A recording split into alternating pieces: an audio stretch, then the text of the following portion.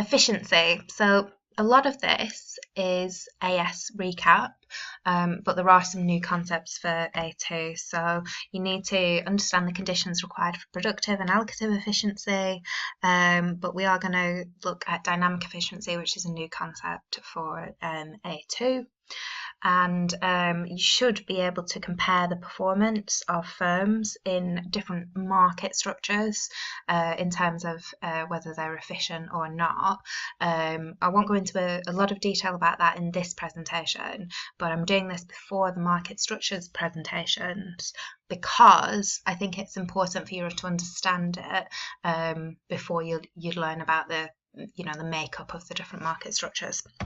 But productive efficiency, as you would have remembered from your AS course, is producing at the lowest average cost, or producing on the production possibility frontier, or sometimes defined as where you cannot produce another unit without producing one unit less of something else. Whereas allocative efficiency is, it often has a lot of different definitions and different textbooks, so just watch out for them. But I found this in one of the AQA textbooks, and it's quite a nice one.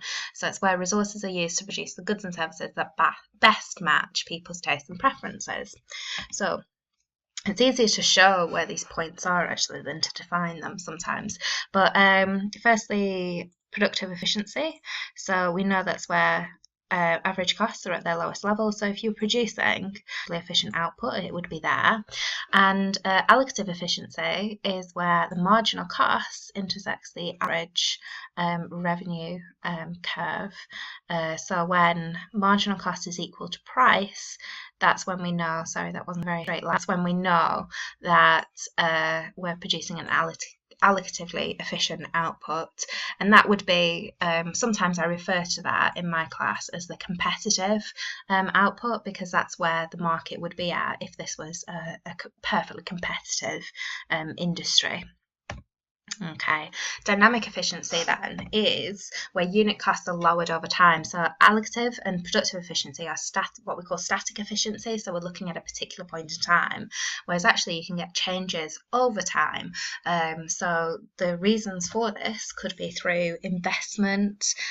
So you've taken some of the supernormal profit that you've made and reinvested into the company, for innovation in terms of the process, so trying to make your processes more efficient, or even creating new products, so research and development into new consumer products that will appeal to the market.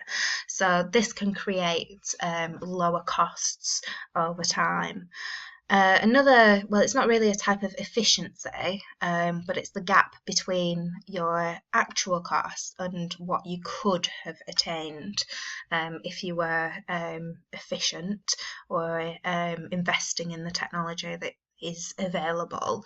And the diagram would look like this, where the average total cost of your actual average cost curve is way above the lowest possible average total cost. So the difference between the two, that is the X in efficiency there.